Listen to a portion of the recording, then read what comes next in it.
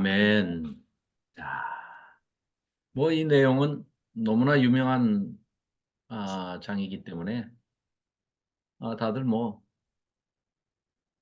어, 잘 아시는 내용이죠.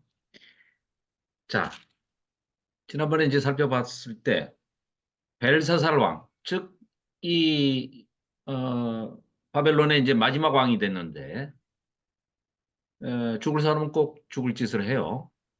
벨사살이 이제 마지막에 망발을 한 게 아주 그냥 극치에 달한 게 뭐였죠? 하나님의 성전에서 하나님께 제사를 드리면서 사용하는 그 기명, 금그릇에다가 술을 따라서 마시겠다. 자, 그 뜻은 그냥 뭐 우리가 뭐 잔치하다가 술판 벌리느라고 뭐 취해서 그랬나 보다 이렇게 가볍게 생각할 일이 전혀 아닌 그 의미가 들어있죠. 이 행동에는.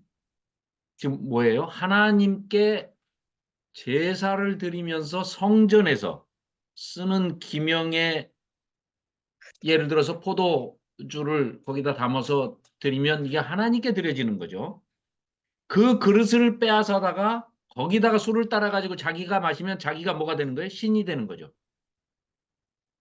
그런 의미가 담겨 있습니다. 지금 이게 우상숭배를 넘어가지고 자기가 신이라는 거예요. 이 벨사살 왕뿐만 아니라 함께 모여 있는 귀족, 장군들, 왕족, 이 권력자들 1000명이 모여가지고 하는 짓이 다 자기가 신이라는 거예요. 하나님께 드려지는 그 금은 기명을 가져다가 거기다 술을 따라서 자기가 마시니까 자기가 신이라는 거죠. 완전히 망한 거죠. 그래서 그 이유가 방금 어 저기 읽으셨잖아요. 자, 그 5장 23절에 보면 23절에 보면 그 너희들이 멸망해야 할 이유를 지금 이렇게 설명을 하는 거예요. 23절 도리어 자신을 하늘의 주제보다 높이며 자기가 그냥 자기가 하나님이라는 거예요. 하나님의 제사 하나님께 드릴 때 쓰는 그 금그릇에다 술 따라서 자기가 마시니까 자기가 신이죠. 뭐 자기가 하나님이죠. 뭐 그 하늘의 주제보다 높이며 그의 성전 그릇을 왕 앞으로 가져다가 왕과 귀족들과 왕후들과 후궁들이 1000명이 모여서 다 거기다가 하나님께 바쳐지는 완전히 그냥 어? 아, 죽여주세요. 뭐 이런 거나 마찬가지죠. 이 정도 되면. 어? 그래서 그것으로 술을 마시고 또 우상숭배, 보지도 듣지도 알지도 못하는 이름이 없는 우상들. 이름이 없다는 거는 알지 못하는 신에게. 그러니까 바울도 나중에 우리 그 사도행전에 보면은 알지 못하는 신에게 신을 막 만들어서 우상을 숭배하다가 혹시 빠진 신 없을까? 해가지고 서운해할까 봐 아무거나 만들어 놓고 거기다 이름을 붙이기를 알지 못하는 무명신이다 이거죠. 무명용사의 뭐 비석 이러듯이 무명신 알지 못하는 신. 그러니까 하나님께서 가장 싫어하는 이제 끝간데까지 가는 거죠. 극치를 달리는 교만의 극치를 달리는 거죠. 그러니까 지금 사람들이 하나님의 형상을 닮았기 때문에 어떻게 보면 사람이 하나님의 형상이니까 사람을 사랑하고 살아라. 이게 하나님의 뜻인데 사람 아닌 것에다가 금, 은, 동, 구리, 쇠, 철, 금은, 동철, 목석, 나무, 목, 돌석, 금은, 동철, 목석으로 만든 신상들을 사람은 학대하고 짓밟고 빼앗고 죽이고 못 살게 굴면서 하나님의 우상, 하나님을 닮은 형상, 하나님의 형상을 닮은 사람은 그렇게 하면서 도리어 이런 것들을 섬기고 왕의 호흡을 주장하고 왕이 이제 지 잘났다고 떠든다는 얘기입니다. 왕의 모든 길을 작정하시는 하나님께는 영광을 돌리지 아니한지라. 그러니까 23절이 결국은 이 바벨론이 망하는 이유입니다. 하나님께서 멸망시키는 이유가 23절이라고 볼 수 있겠죠. 자, 그래서 손가락들이 지난주에 나왔어요. 그 손이 지금 지난주부터 지금까지 벽에 매달려 있습니다. 자, 그래가지고 앞에 이제 화면 한번 보실까요? 음. 어, 자, 그렇게 이제 망발을 부리고 있는데 벽에 손만 딱 나왔습니다. 나와가지고 지지지 소리가 났는지는 모르지만 아무튼 뭐 좀 효과 음향을 넣자면 지지지지지 하면서 글이 써졌겠죠. 보시면 여기 오른쪽 위에서부터 아래로 읽습니다. 메네 메네 데게르 데게르 우바르신 메네 메네 데게르 우바르신 히브리어 아람어입니다. 아람어. 뭐 히브리어하고 아람어는 거의 뭐 공용해서 썼기 때문에 예수님도 뭐 아람어와 히브리어를 공용해서 쓰셨죠. 자, 이 사람들은 바벨론 사람들이에요. 그래서 이 글씨를 알 수가 없습니다. 그래서 지금 이렇게 나타나니까 이제 겁을 엄청 먹은 거죠. 먹었는데 겁을 먹고 있는데 누가 나타납니까? 10절에 왕비 이렇게 해놨는데요. 해석을 이렇게 해놨지만 사실은 이게 설이 두 가지입니다. 지금 벨사살 왕의 아버지가 나보니두스죠. 그 나보니두스의 왕비. 그러니까 자기한테는 엄마겠죠. 엄마. 어머니. 어머니라는 설도 있고 또 이 왕비가 벨사살 왕으로 따져서는 할머니 뻘 되는 즉 느부갓네살 왕의 부인일 것이다. 뭐 이렇게 보는 설도 있어요. 그런데 뭐 그건 정확하게 알 수가 없습니다. 그러나 어쨌건 왕비 한다고 해서 자기 부인이 아니에요. 그러니까 적어도 어떤 학설이 더 근거가 있느냐? 느부갓네살 왕은 자기의 꿈을 다 다니엘이 자기가 꾸고 잊어버린 꿈까지 다 하나님으로부터 이상을 받아가지고 계시를 받아가지고 다 꿈도 알려주고 해석도 해주고 그 다음에는 뭐 꿈만 꿨고 생생하게 기억을 하는데 해석을 다들 못하고 있을 때 또 다니엘이 완전히 해석을 해가지고 두 번에 걸쳐서 그냥 완전히 바벨론의 술사박사 어중이 떠중이 까사프 뭐 아사프 지혜자들을 한 방에 그냥 일거에 다 해요시켰지 않습니까? 그런 사실이 있었다는 것을 알고 있는 왕비겠죠. 그래야 이분이 다니엘을 부르면 될 걸 뭘 그렇게 놀라고 있냐. 이런 얘기죠. 그래서 아마 이 태우는 느부갓네살 그러니까 아마 자기로서는 뭐 할머니 또 그 족보가 정확하게 역사책에 이제 모르겠어요. 할머니인지 증조할머니인지 왜냐하면 이 사람들 쓰는 단어들이 지금 여기도 보면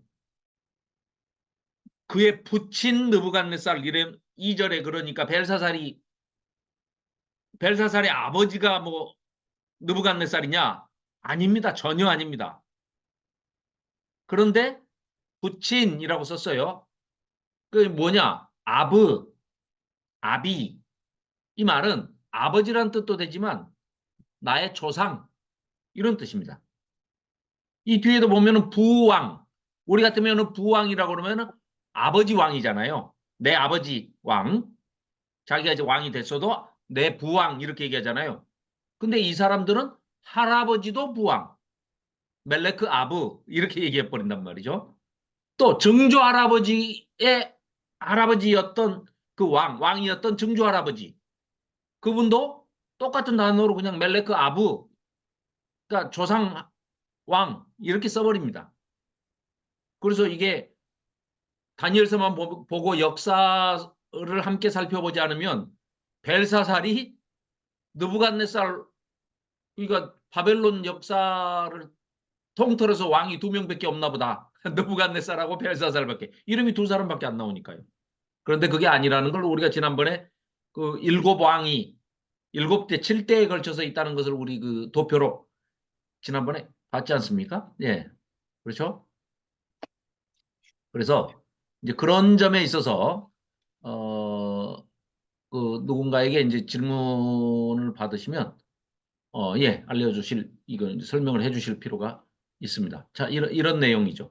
그러니까 바벨론을 통치한 왕 자, 바벨론, 신바벨로니아가 지금 BC 625년부터 539년까지 이들을 이제 갈대아인이라고 그러는데 바벨론 제10 왕조에서 나보폴라살, 이게 느부갓네살 아버지입니다.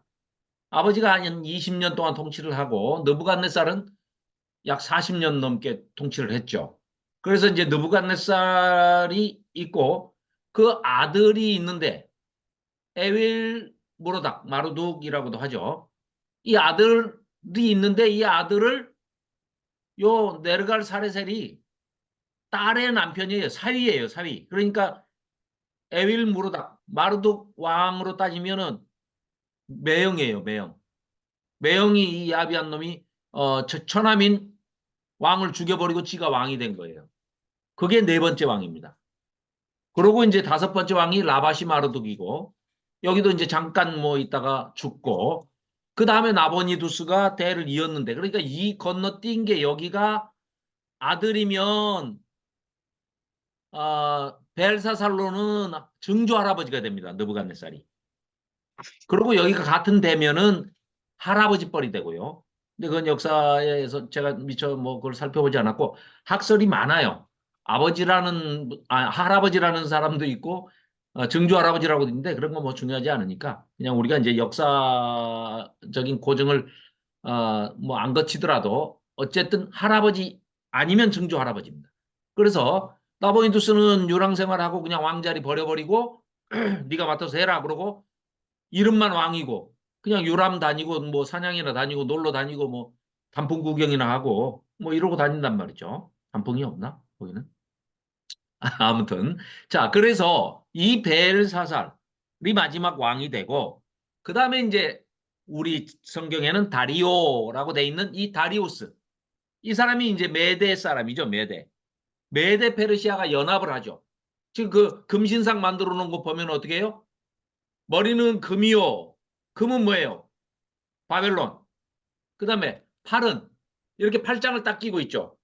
이 팔짱을 동상이 끼고 있는 걸 보면 메대와 페르시아가 연합을 했다는 거죠. 이렇게 두 개가 합쳐졌으니까 팔짱을 끼웠다는 거는. 그러니까 메대 페르시아가 연합이 됐어요. 그 페르시아 나중에는 페르시아가 천하 통일을 하는데 그 페르시아가 고레스 아닙니까? 그런데 이 지금 이 다리오 왕이 바로 고레스의 외삼촌 되는 사람입니다. 자기 엄마의 오빠예요. 다리우스가. 그래서 이거 이제 7장 끝날 때 이제 그 역사를 잠깐 배경을 설명해 드릴게요. 굉장히 재밌습니다. 그 만단의 공주 이야기도 나오고 또 아주 이 우리가 알아야 할 그 이 역사가 재밌는 역사가 많이 있습니다. 자, 그렇게 하고 뭐 이제 이런 그렇죠. 이런 과정에서 보십시오. 그러니까 이제 여기가 메데 페르시아가 파리 두 개가 연합이 된 그런 적이죠. 그다음에 이제 이 바디가 헬라입니다. 헬라. 그리고 이제 가장 강력한 게 이제 철이죠. 철, 쇠. 쇠인데 이게 다리는 둘로 딱 갈라졌죠. 이게 바로 로마가 되죠. 그래서 나중에 로마가 동로마, 서로마로 갈라지죠. 그러니까 이 사람 형상의 동상, 요 우상을 서 있는 것만 봐도 사람들이 보고 딱 기억을 하게끔 하나님께서 4대 제국에 대해서 이렇게 지금 다니엘을 통해서 묘사를 하고 계신다는 거죠. 신기하지 않습니까? 역사를 또 그렇게 섭리해 가시는 거예요. 참 놀랍습니다. 그리고 이 발은, 그러니까 얘기하자면, 우리 인간들이 뭔가를 건축하고 만든다 하면, 제작을 한다 하면, 아래가 튼튼해야 되고, 위가 좀 가벼워야 되겠죠. 그런데 이건 정반대예요. 왜? 무너질 거니까. 가장 비중이 큰 금, 가장 무거운 거를 머리에다 올리고, 그 다음 은, 그 다음 동, 그 다음 쇠, 그 다음에 여기 쇠하고 진흙이 섞여 있어요. 그래서 뜨인 돌이 날라오니까 그냥 이 섞여 있는 이 진흙과 쇠가 섞여 있는 이 발이 뜨인 돌이 날라와서 예수님이 날라와서 깨버리니까 이 우상이 무너지고 마는 거죠. 자, 그런 내용이고 지금 이제 벨사살 왕이 내가 이 바벨론의 왕인데 이 바벨론 성이 얼마나 튼튼한데 바벨론 성 이런 성이야. 이런 성이 무너지겠어 하면서 너희들 아무리 밖에서 별 짓을 다 해봐라. 용을 써봐라. 감히 너희들이 이 유프라테스 강이 사면을 둘러싸고 있고 해자로 이루어져 있고 청동로로 감싼 문이 100개가 있는데 그 문 다 들어 올려버리면은 뭐 여기 건너올 수가 없습니다. 이 물이라. 이런 어마어마한 성인데 감히 너희들이 어떻게 들어오겠느냐 하고 여유 부리면서 잔치한다고 1000명을 모아가지고 잔치를 하고 있는 중에 이런 망발을 하는 겁니다. 그래서 사람의 손가락이 나와가지고 벽에다가 글을 썼는데 그 글이 바로 메네메네 데겔 우바르신이었습니다. 그래가지고 자, 그 뜻이 자 25절 보시죠. 그러니까 여기 10절에 이제 왕비라는 것은 최소한 자기의 어머니거나 할머니 또는 느부갓네살 때까지 올라가면 증조 할머니가 될 수도 있어요. 근데 그 살아 계셔서 다니엘에게 물어보면 되는 것을 아직 그것도 모르느냐. 그러니까 지금 벨사살 왕은 바벨론 왕이지만 나이도 어린데다가 역사도 모르고 자기 시대에 있었던 그 흑역사는 최소한 알아야 될 거 아닙니까? 그러면 다니엘은 최소한 알았어야 돼요. 이 왕이. 그러잖아요. 느부갓네살한테 뭐라고 했습니까? 다니엘이 두 번째 꿈으로 해몽해 줬을 때, 해석을 해줬을 때 짐승으로 변해가지고 교만 떨다가 짐승처럼 살게 될 것이다. 7대를. 이래가지고 한 나라에 바벨론 제국의 왕이 그런 일을 당했으면 우리하고 전혀 관계없는 2500년이 지난 우리도 알고 있는 사실을 벨사살 왕이 자기네 나라 이 역사를 얼마 지나지도 않은 역사를 모른다는 거예요. 할아버지, 증조 할아버지 정도의 되는 그 어간에 일어난 일인데 그것도 모르죠. 바벨론이 누구 아니 다니엘이 누군지도 모르죠. 이런다는 거예요. 그러니까 정치를 하는 사람이 역사도 모르고 또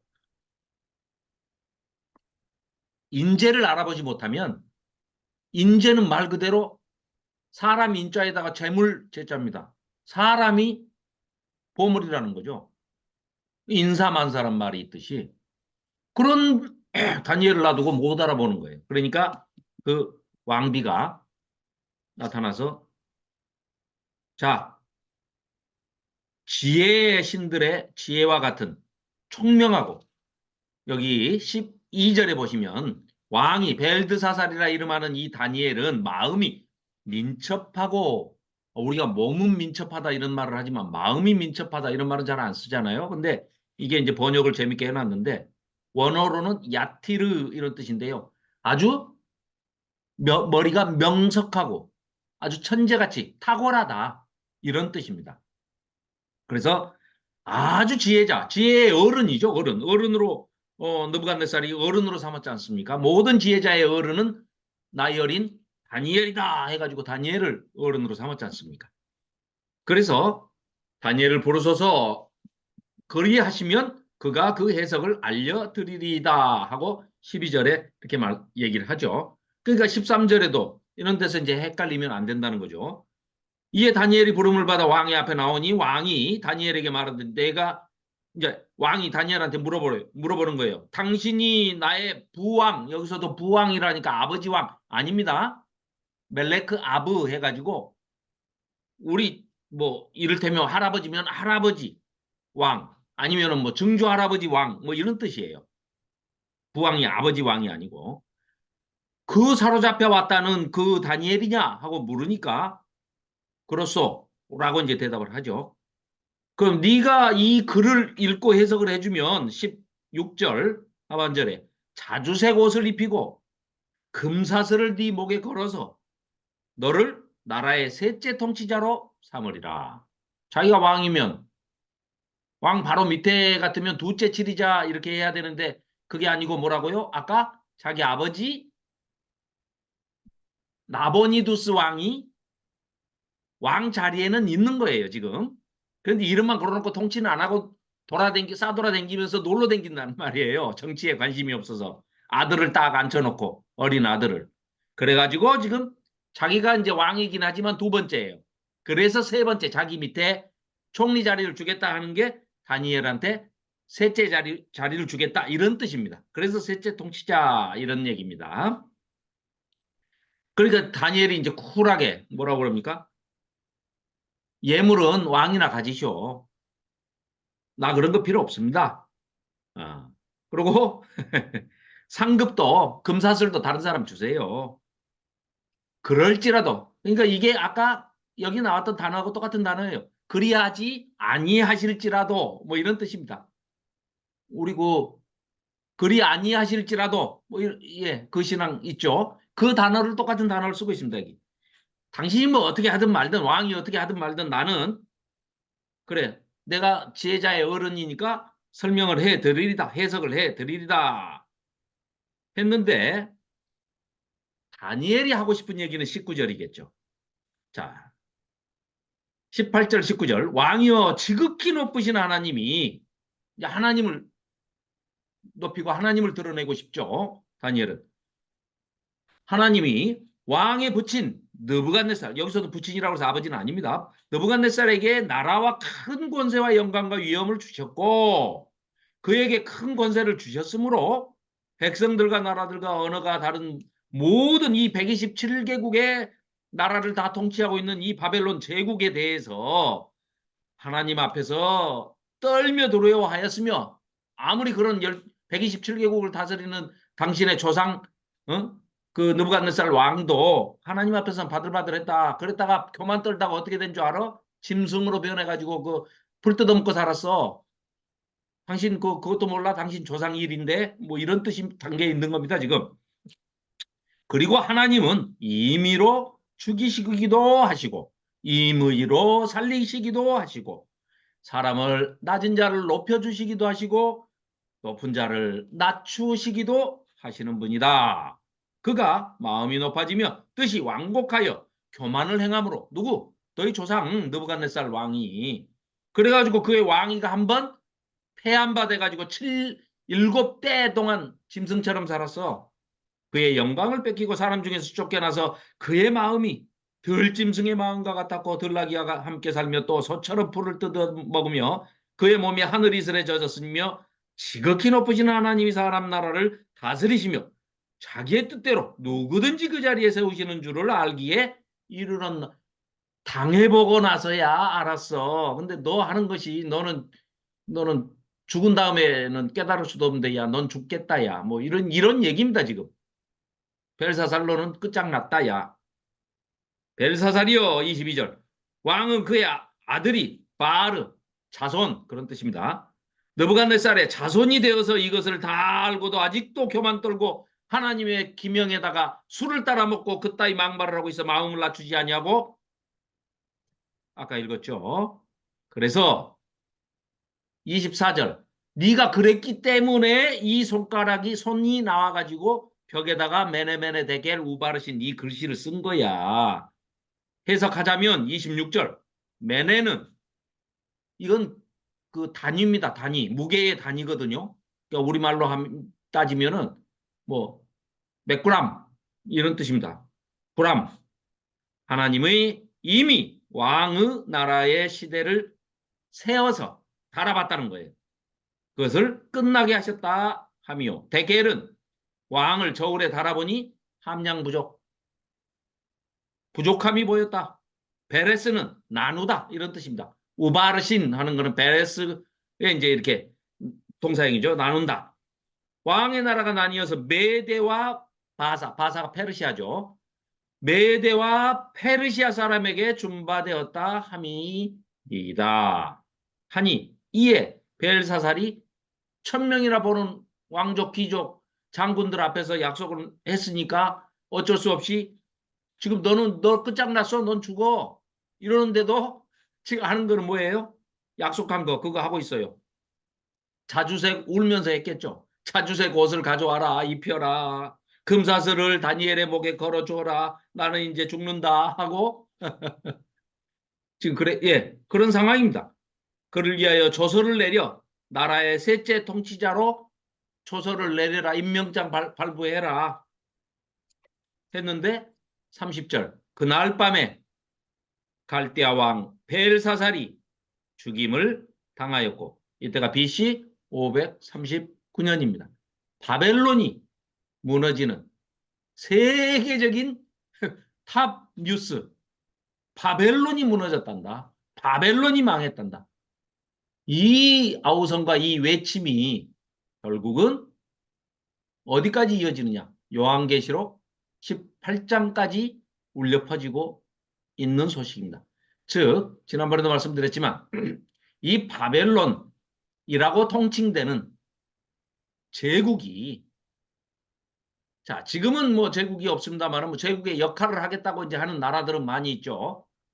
그런 나라들이 결국은 배후에 그들을 조정하고 그 제국의 왕들을 조정하고 또 거기에 지도자들, 통치자들을 조종하고 있는 그 존재가 누구냐?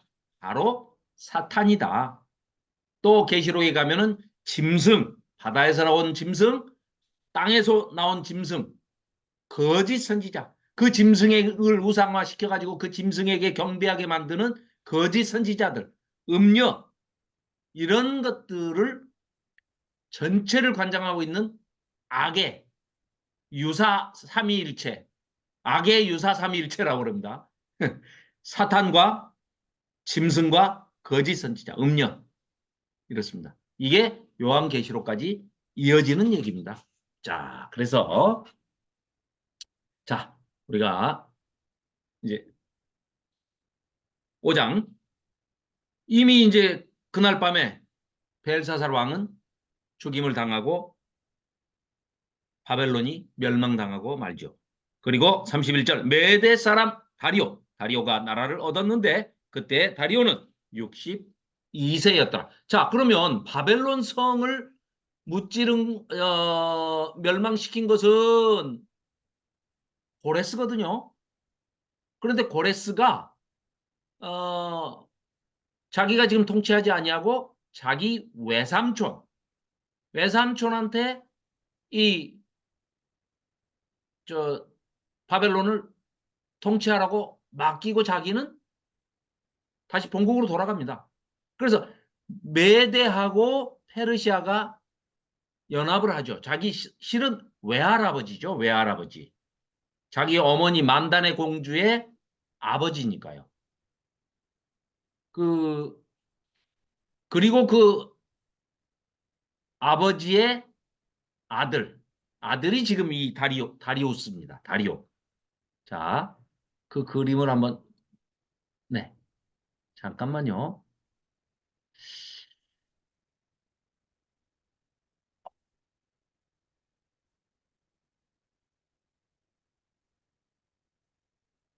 이상하다.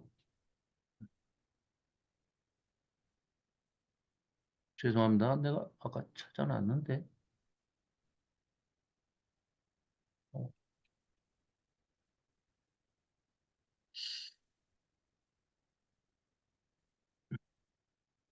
자, 이 그림을 잠깐 보시면 이렇습니다. 이 당시에 보면 자, 메디아 왕국, 이 메데와 페르시아 왕조, 즉 메데 페르시아가 이렇게 연합을 하는데요. 여기 보시면 메디아 왕국에 아스티아게스 왕이 있습니다. 이 아스티아게스 왕이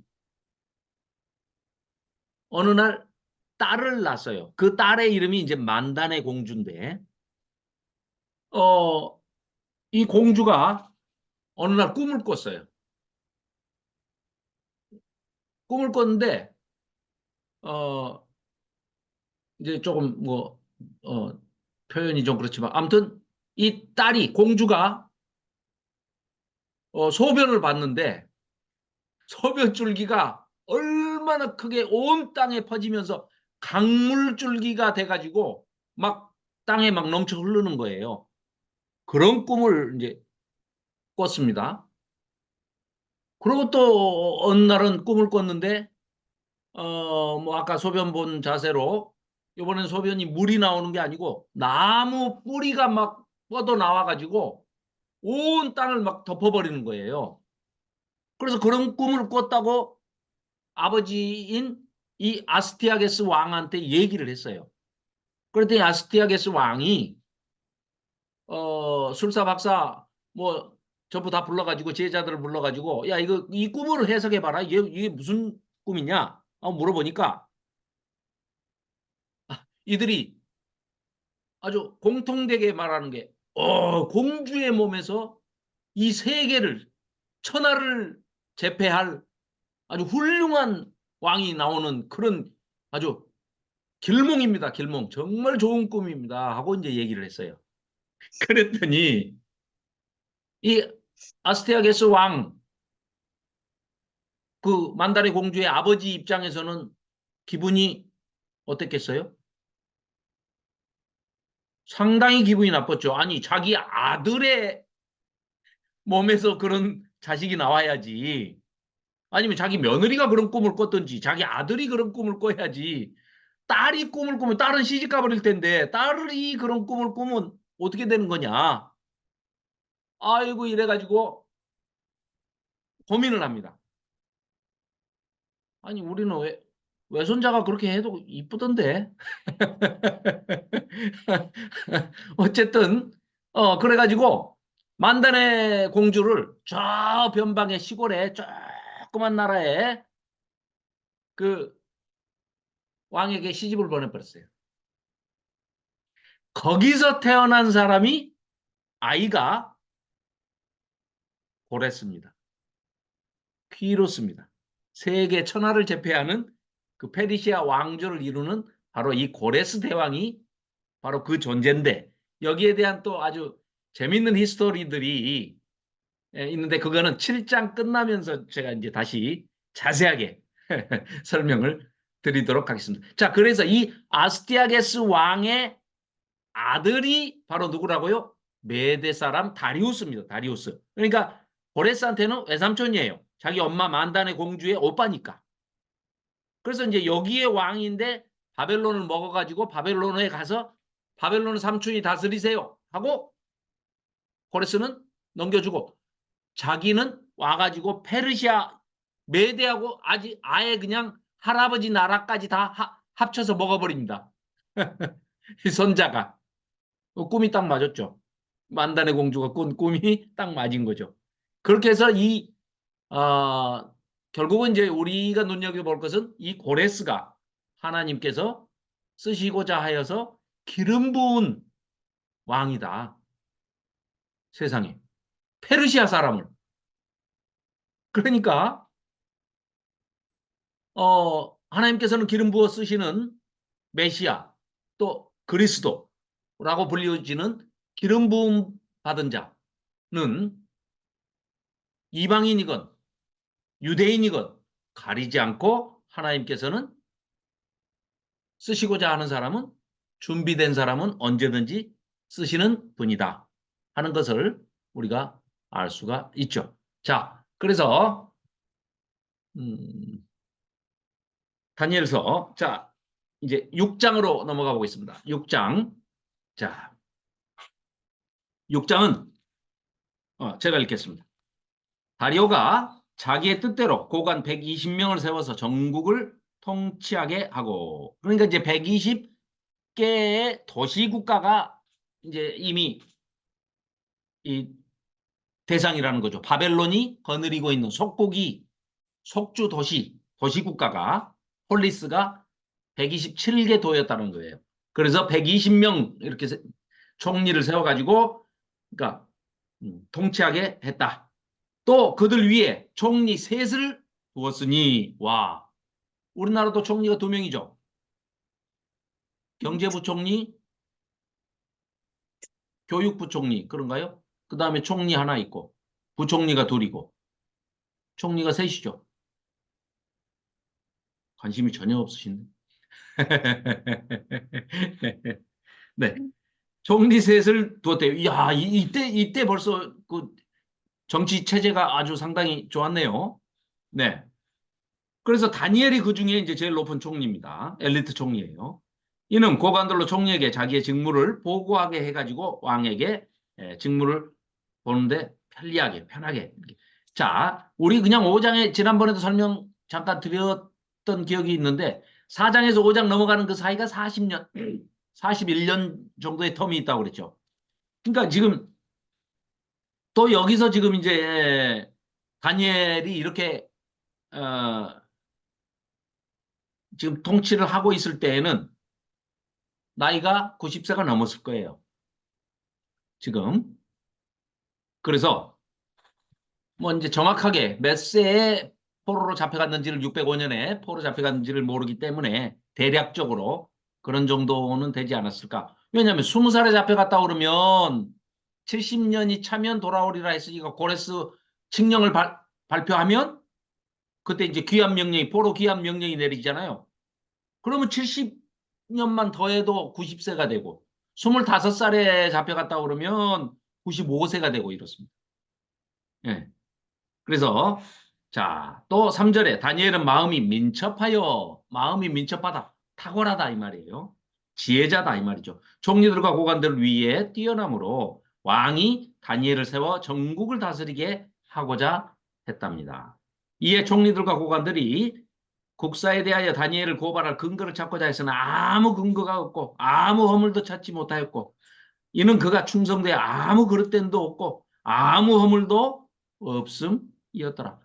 아무리 출신이 자기들하고 다르니까 아무리 흠을 잡아서 어떻게 좀 내쳐보려고 해도 포로국 출신 아닙니까? 유대 나라에서 포로 잡혀온. 그런데도 흠이 없다는 거예요. 그래서 이제 다니엘이 역사적으로는 거의 판관이 되었다. 이렇게 보는 게 정설로 돼 있거든요. 그렇다면 자, 왕족인데 볼모로 잡혀가가지고 거기서 바벨론식 교육 또 그다음에 페르시아식 교육을 받기 위해서 왕의 바로 근처에서 왕을 섬겨야 되는 아무리 좋은 자리면 뭐합니까? 왕은 이제 의심스럽죠. 왕비들 사이에서 이 남자가 같이 생활을 하면은 위험하니까 우리나라도 그래서 내시 제도를 만든 거 아닙니까? 어? 인간 말살이죠.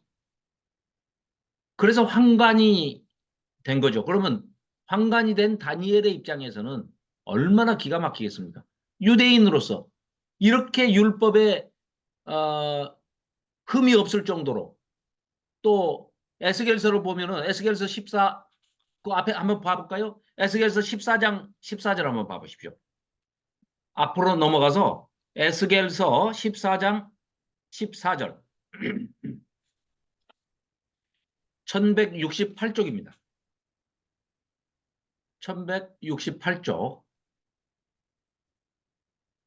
네. 김현숙 권사님 마이크 켜져 있으신가요? 네네네. 네. 예. 14장 14절부터 20절까지 읽어주십시오.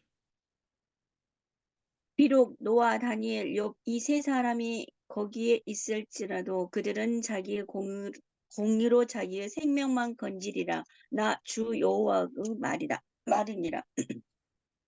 가령 내가 사나운 짐승을 그 땅에 다니게 하여 그 땅을 황폐하게 하여 사람이 그 짐승 때문에 능히 다니지 못하게 한다 하자.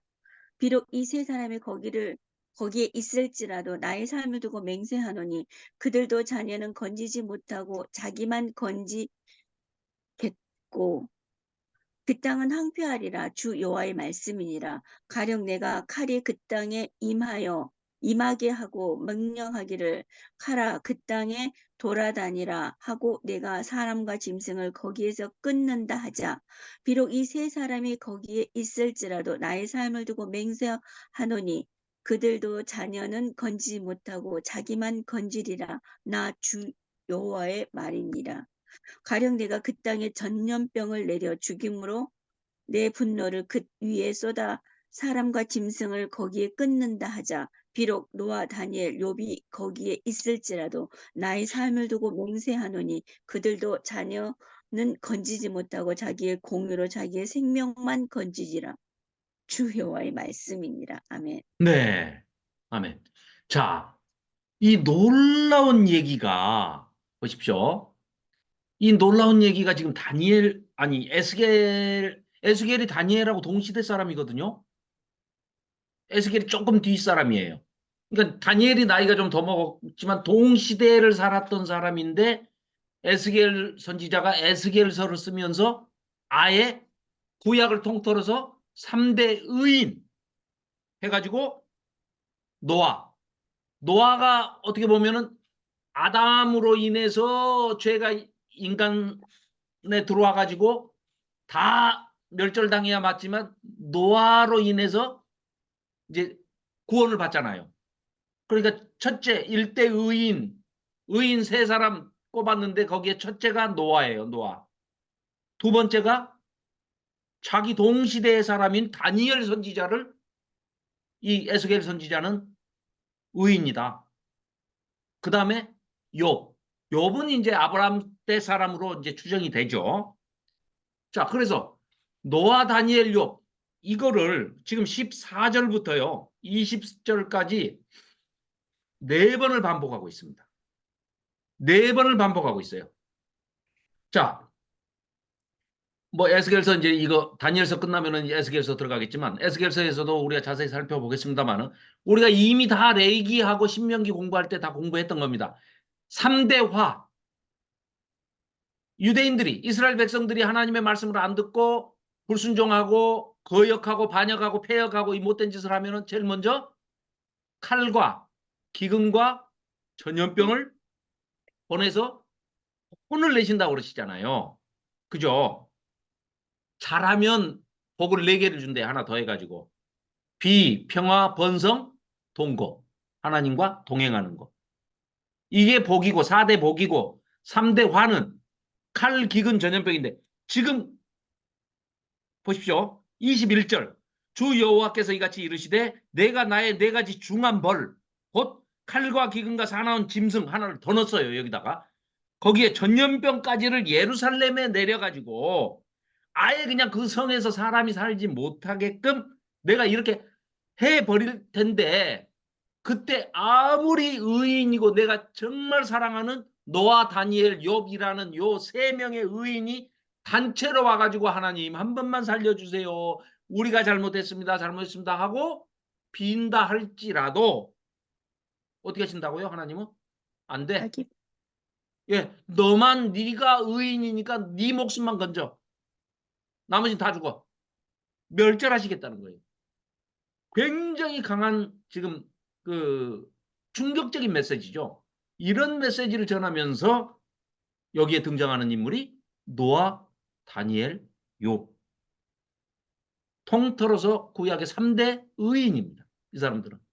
자기 의만 가지고도 충분히 구원을 받을 수 있을 정도로 누가요? 하나님께서 인정해 주시는, 인쳐 주시는 그런 정도의 사람인데 4번 반복해서 강조를 하시죠.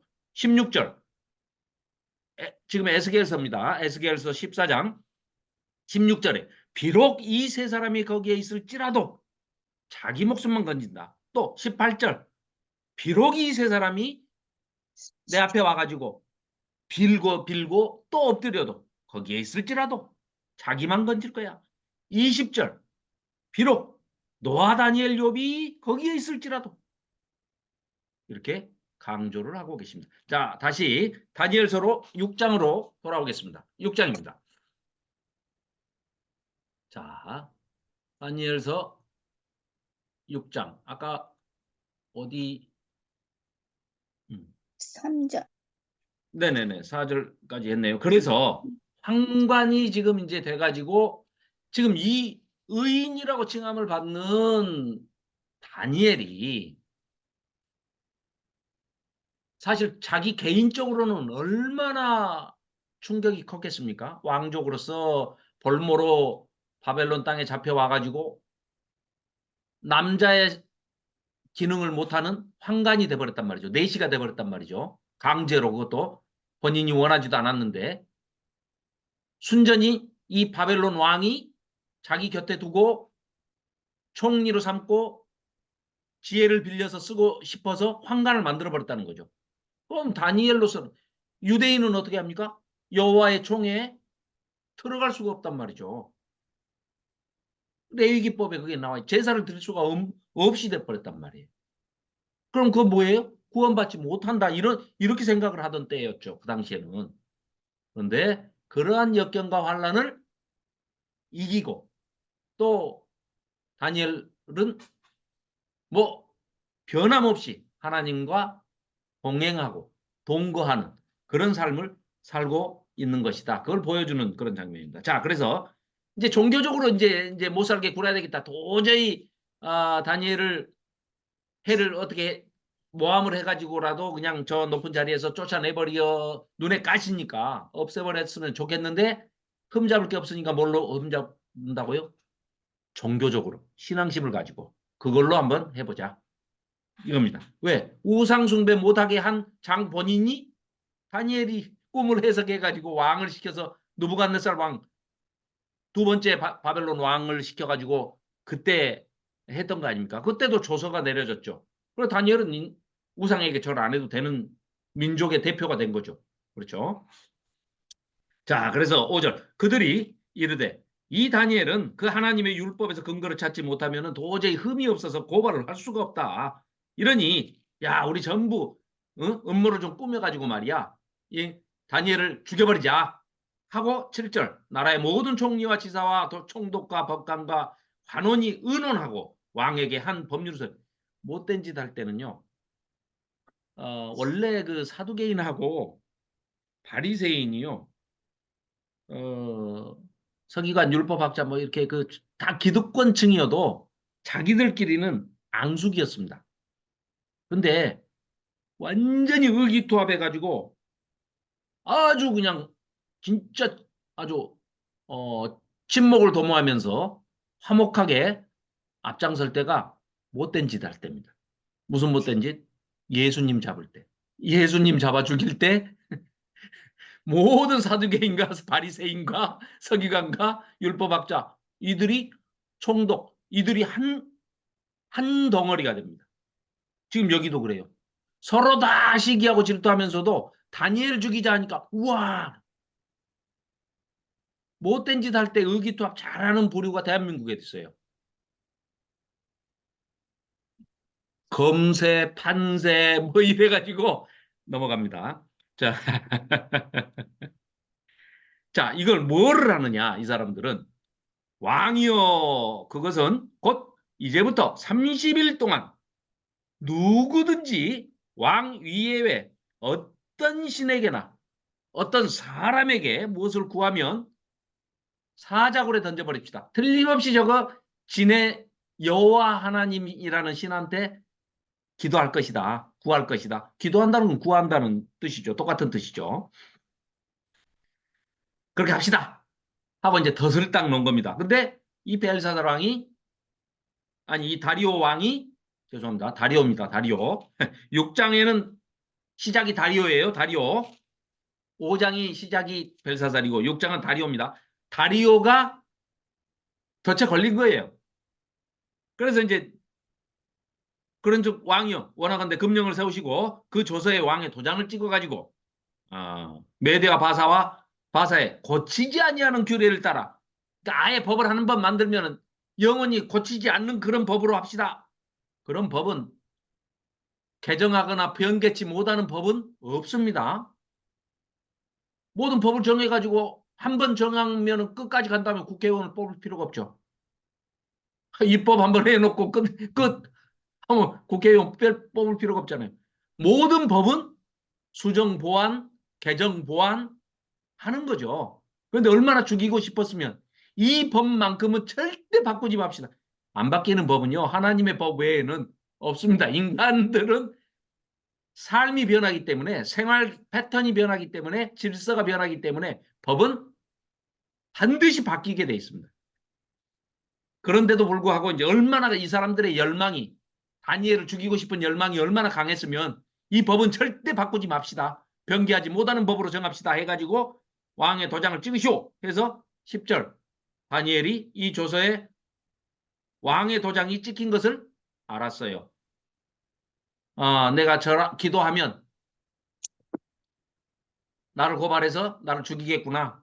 압니다. 알지만 알고도 자기 집에 돌아가서 윗방에 올라가 예루살렘으로 향한 창문을 열고 전에 하던 대로 하루에 3번씩 무릎을 꿇고 기도하며 그의 하나님께 감사하였더라. 자, 유대인들, 무슬림들은 하루에 4번 기도합니다. 메카를 향해서. 그러니까 무슬림들은 그 메카 방향, 그러니까 세계 어디에 살든지 간에 그 땅 모양대로 집은 짓습니다. 무슬림들은.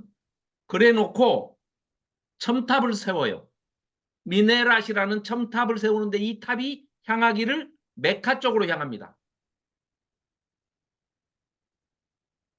유대인들은 어디에 살든지 집을 지을 때 집이 예루살렘 쪽을 향하게 합니다. 이걸 오리엔트가 동방이죠, 동방. 그래서 예루살렘은 동방에 있잖아요. 그래서 오리엔트를 향해서 방향을 설정하다 해가지고 오리엔테이션이라고 하죠. 방향 설정하는 거를. 그래서 대학교 들어가면 그 신입생 할 때 그 오리엔테이션이라는 걸 하잖아요. 여기서 나온 말입니다. 모든 집을 지어서 기도를 할 때 예루살렘 하나님의 성전이 있는 방향을 향해서 절을 하는 거를 오리엔테이션이라고 합니다. 그러니까 서양 사람들은 반대로 서쪽에 있으니까 옥시덴테이션이라고 그래요. 그래서 옥시덴트, 오리엔트, 동양, 서양. 그럼 뭐를 중심으로 해서 그러냐? 이 사람들은 말 그대로 지중해. 지중해가 그 당시에는 세계의 중심에 있는 바다다 해서 이름도 지중해. 땅 지자에 가운데 중자에 바다 해자 아닙니까? 그래서 메디테리니언 씨 해가지고 지중해라고 그러는데 그 지중해의 서쪽에 있는 사람들이 볼 때 예루살렘이 어디 있어요? 동쪽 끝에 있는 거죠. 그래서 예루살렘을 동쪽에 있다. 빛은 동방에서 하는 얘기가 그 얘기죠. 그래서 이 다니엘은 이들이 이런 음모를 꾸민 걸 다 알면서도 예루살렘 쪽을 향해서 창문을 열어놓고 다 보라고 창문 다 열어놓고 기도를 합니다.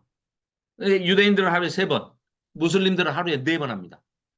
제가 저 인도네시아에서 잠깐 살았는데요. 엄청나게 시끄럽습니다. 어떻게 시끄럽냐?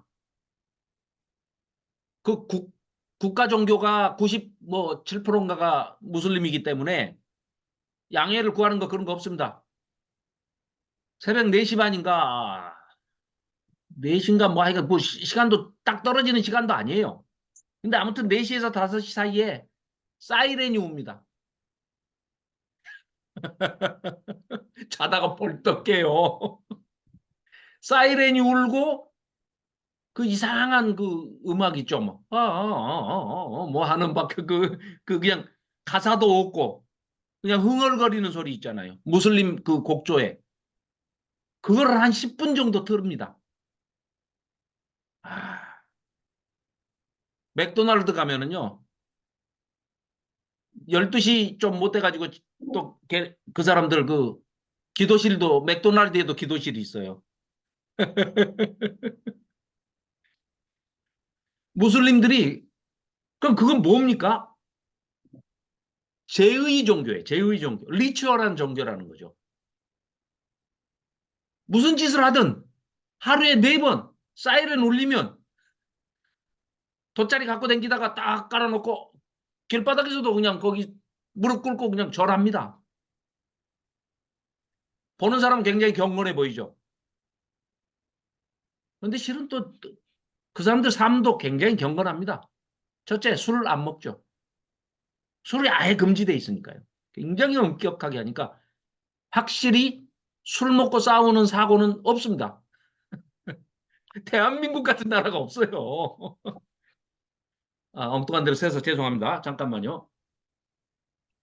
오늘은 이제 6장 거의 다 왔으니까 7장 조금 들어가고 오늘 마무리 하는데요. 이제 7장, 8장, 9장은 조금 어려워지고 이제 역사적인 배경도 설명이 좀 필요하니까 아까 잠깐 말씀드렸지만 아스티아게스 또 만다네, 메디아 또 리디아 왕국, 메디아 왕국 또 페르시아 왕국이 그 발흥하는 고레스 그런 얘기들을 함께.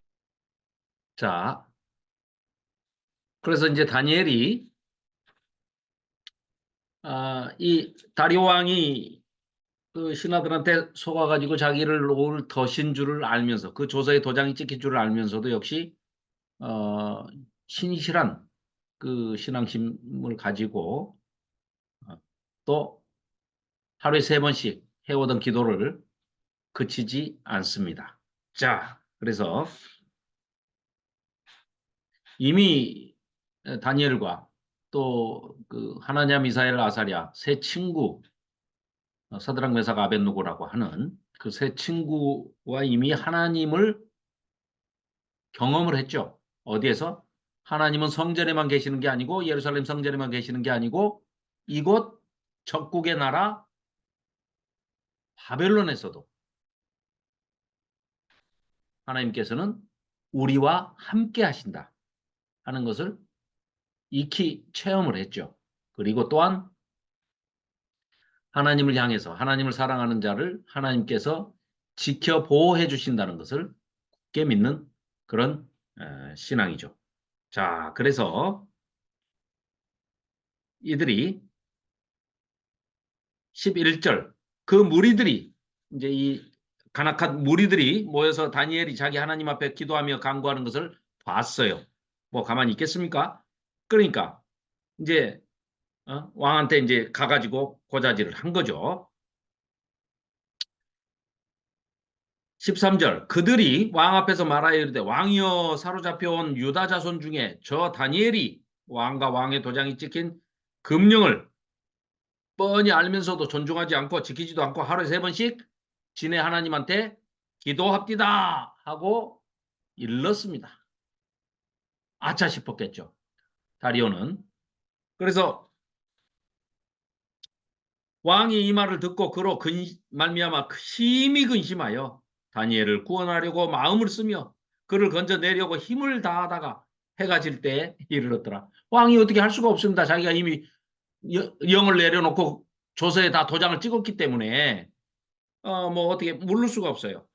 15절 그 무리들이 또 모여 왕에게로 나와서 왕께 말하되 왕이여 메대와 바사의 규례를 아시거니와 왕께서 세우신 금령과 법도는 고치지 못할 것이니이다.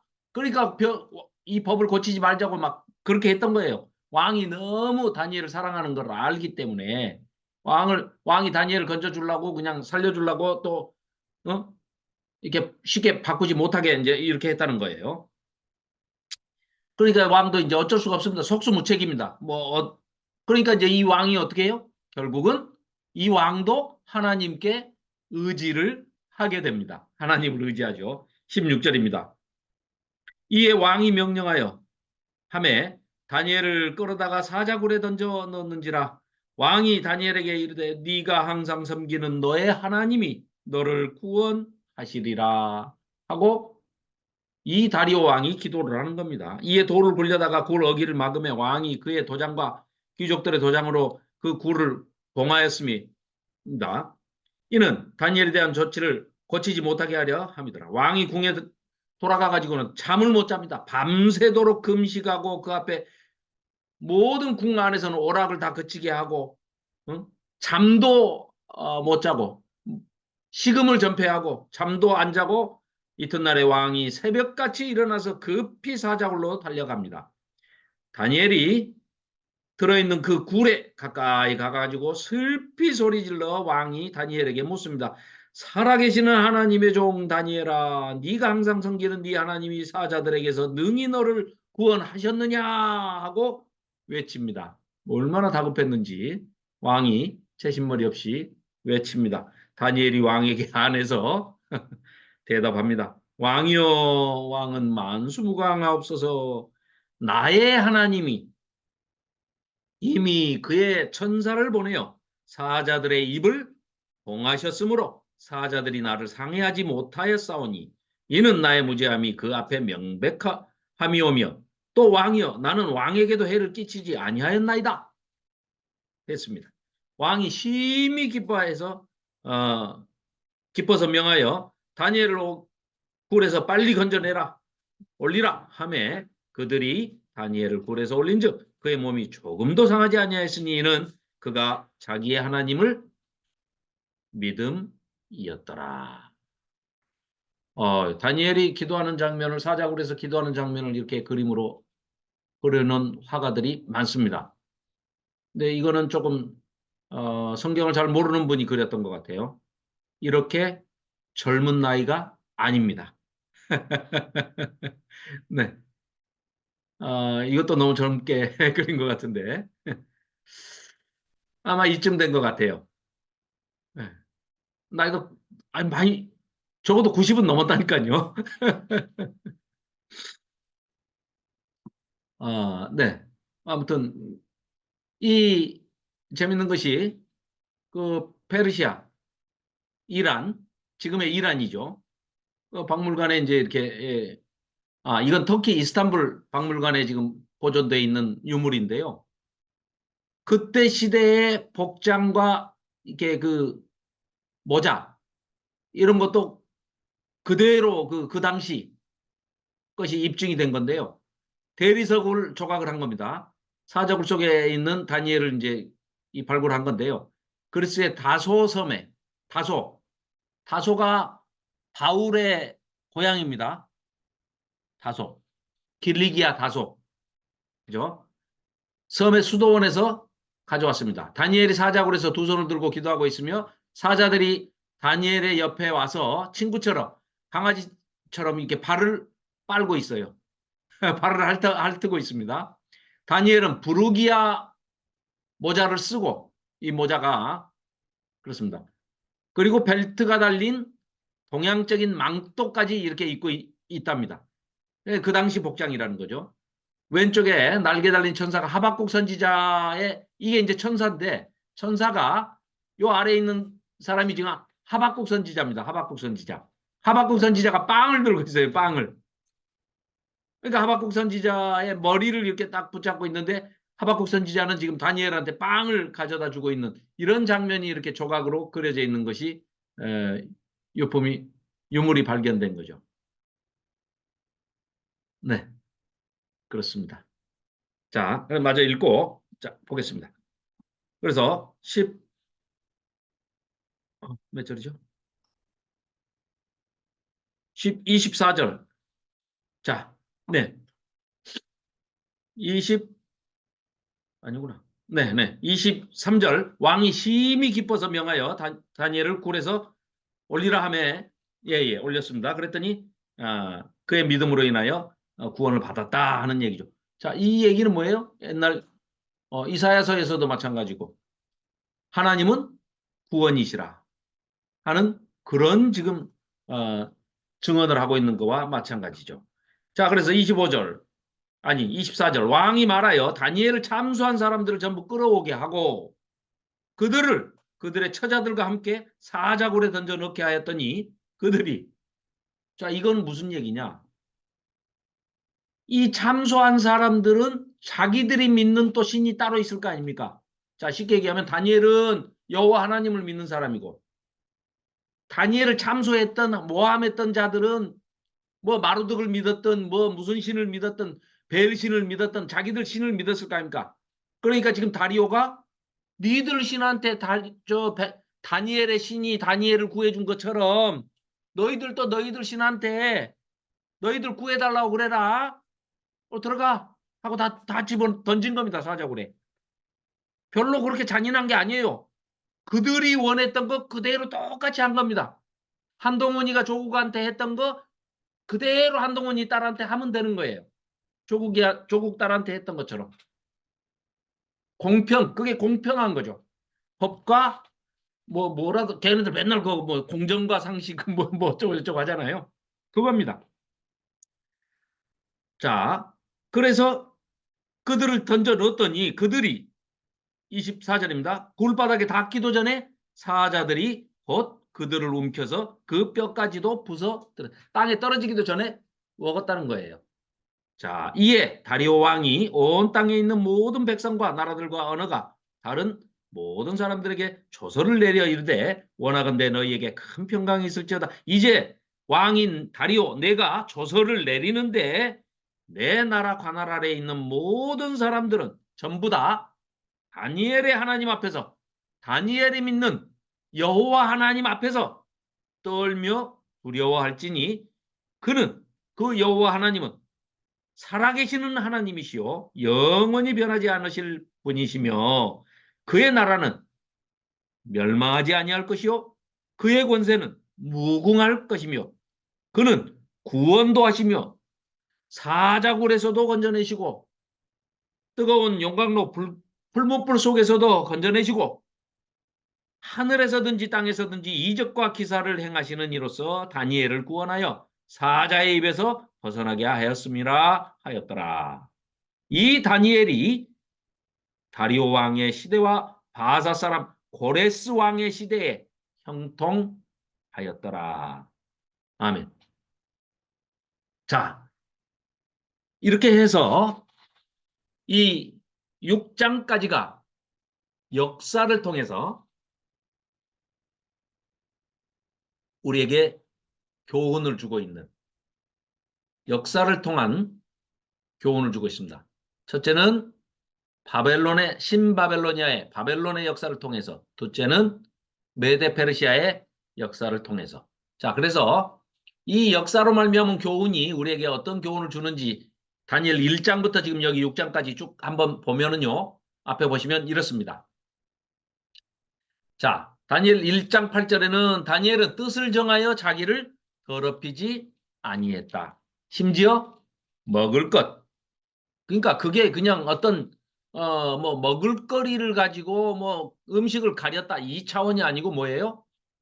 그 당시에 바벨론 왕이 바벨론의 신들에게 제사 음식으로 바쳐졌던 그런 우상을 숭배하다가 물려나온 그런 제사 음식을 먹지 않겠다 하는 그런 뜻이죠. 그게 이제 자연스럽게 채식이 되긴 했지만 그런 뜻입니다. 자, 그리고 친구들과 합심해서, 동력으로 합심해서 같은 주제를 놓고 서로 다른 장소에서 합심 기도를 하는 것입니다. 그리고 응답해 주신 하나님께 찬양하는 다니엘. 2장 19절이죠.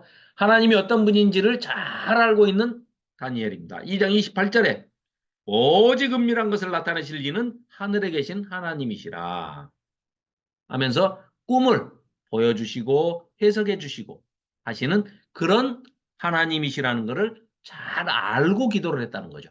그리고 하나님을 배신하지 않고 지조를, 신앙의 지조를 목숨을 바꾸면서까지 지키는 다니엘과 하나냐, 미사엘, 아사랴, 사드락, 메삭, 아벳느고 세 친구들 여러 가지 일을 겪으면서 그걸 지켜보는 이 느부갓네살 왕이 바벨론의 왕이지만은 적국의 왕이지만 다니엘과 세 친구가 믿는 그들의 여호와 하나님을 인정하고 느부갓네살이 전도사가 돼버리잖아요.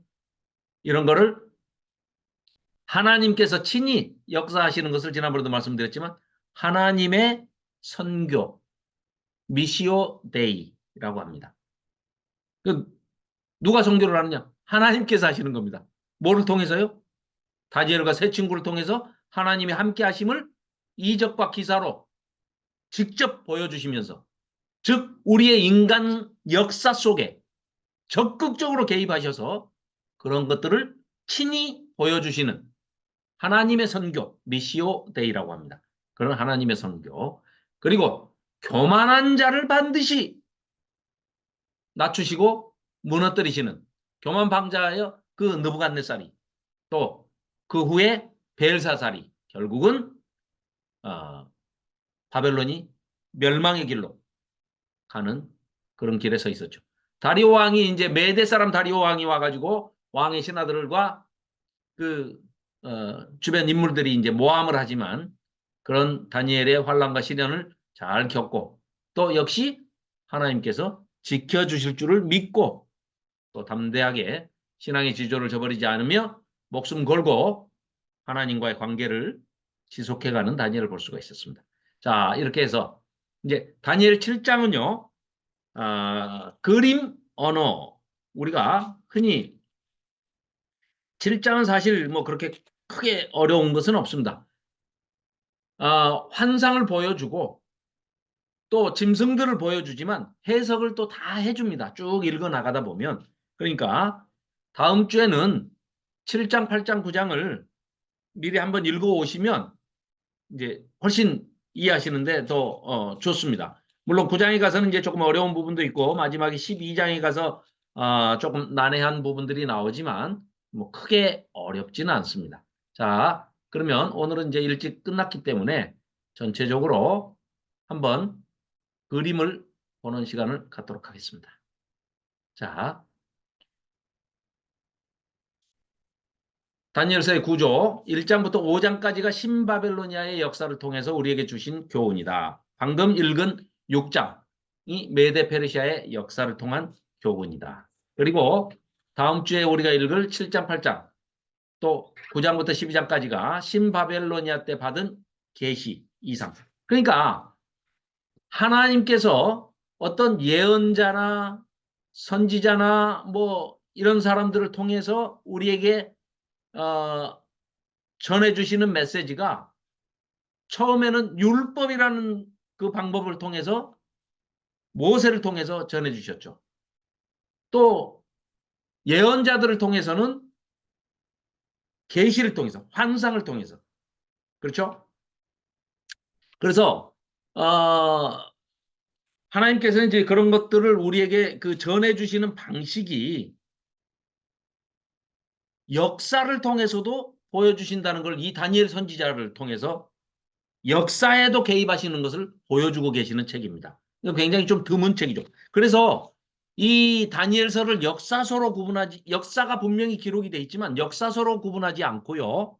우리는 예언자로서, 예언으로서 역사가 곧대로 그대로 뭐 어떤 열왕기서나 뭐 이런 것처럼 역대상하서처럼 기록이 돼 있는 게 아니지 않습니까? 그러다 보니까 역사는 기록돼 있지만 역사가 역사의 순으로 그냥 그대로 온통 기록돼 있는 것이 아니고 중요한 사건을 통해서 하나님께서 다니엘 선지자를 통해서 예언자를 통해서 우리에게 전해주시고자 하시는 그 메시지가 뭐를 통해서요? 역사를 통해서 전해진다. 그러니까 율법을 통해서 처음에 모세 오경이라든가 율법서를 통해서 그리고 여호수아 사사기 룻기 이런 쭉 지내오는 과정들이 율법을 통한 전체적인 메시지 전달 방식이었다 하면 예언서에서는 역사를 통한 또 이 방법이 있고요. 나중에는 계시를 통한 선지자들에게 계시를 통한 방. 그러니까 유대인들은 이 역사서 다니엘서를요. 우리처럼 예언서로도 구분하지 않고 성문서로 구분을 합니다. 시편, 잠언, 욥기, 아가서, 전도서처럼 다니엘서가 성문서에 속합니다. 지혜문서에 들어가요. 그래서 유대인들의 분류 방법이 그렇게 다르다는 것. 분류 목적이 좀 있기 때문에 서로 다른 겁니다. 자, 그렇게 해서 다니엘서의 구조 살펴봤고요. 그러니까 이제 큰 덩어리를 이렇게 보시면 되고. 자, 이제 대선지서라고 하는 이사야서, 에레미야가 에스겔, 다니엘. 이것은 초점이 어디냐? 첫째, 이사야서는 포로 잡혀가가지고 그러니까 하나님의 종을 통해서 포로 잡혀간 사람들을 해방시켜서 예루살렘으로 다시 돌아오게 할 것이다. 여기에 초점이 있다 하면 예레미야서는 새 언약을 맺을 것이다. 자, 모세와 시내산에서 맺으신 언약이 옛 언약, 구약이라고 한다면 그런 율법을 가지고 모세 시대 때 맺었던 그런 옛 언약이 아니고 새로운 언약을 맺겠다. 누구를 통해서? 예수님을 통해서 너희 돌판에 새기는 게 아니라 너희 마음판에 새기겠다 하는 것이 예레미야 선지자가 중점적으로 잡았던 메시지가 바로 새 언약이라는 얘기죠. 이제 우리가 다니엘서 끝나면은 에스겔서를 살펴볼 텐데요. 그 에스겔서는 성전에 초점을 맞춰서 새로운 성전, 어떤 솔로몬이 지었던 제1성전, 솔로몬 성전도 아니고 수르바벨이 와서 다시 복구해서 완성을 했던 그러니까 복원시켰던 그런 제2성전도 아니고 완전히 새로운 성전을 짓겠다. 어떤 성전? 너희 마음속에 성령 하나님이 거하시는 너희 육체가 바로 성전이다. 교회라는 성전을 지으신다는 것이죠. 그리고 이 다니엘서는 나중에 이제 우리가 12장까지 공부를 하다 보면 새로운 통치자, 새로운 왕, 누구요? 예수 그리스도를 보내시겠다. 그러니까 나라의 3요소, 특히 땅이 있어야 되겠죠? 백성이 있어야 되겠죠? 또 새로운 지도자, 통치권, 주권, 이쪽에 주 초점을 맞춰서 설명을 하고 있는 책이 바로 대선지서다. 소선지서 12권도 마찬가지의 메시지를 전하고 있습니다. 소선지서 12권도 나중에 이제 선지서 전부 마지막에 끝날 때쯤이면 12권을 한 번에 정리를 하면서 이것도 하나의 스토리요, 하나의 책으로 우리가 살펴볼 수 있다는 것을 함께 살펴보도록 하겠습니다. 자, 그리고 네, 다니엘서. 그래서 이제 지금 보시는 그런 내용들을 지난번에 다 살펴봤던 내용들입니다. 자, 그래서 이제 페르시아 왕, 이건 이제 7장 끝나고 이 내용이 지금 7장에서 다루어지는 내용입니다.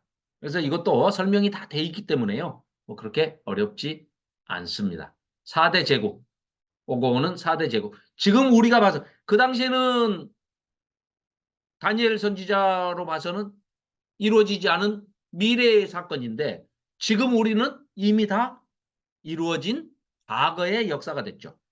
그런 내용들입니다. 자, 그리고 이런 내용들을 우리가 살펴봤는데요. 자, 오늘은 네, 여기까지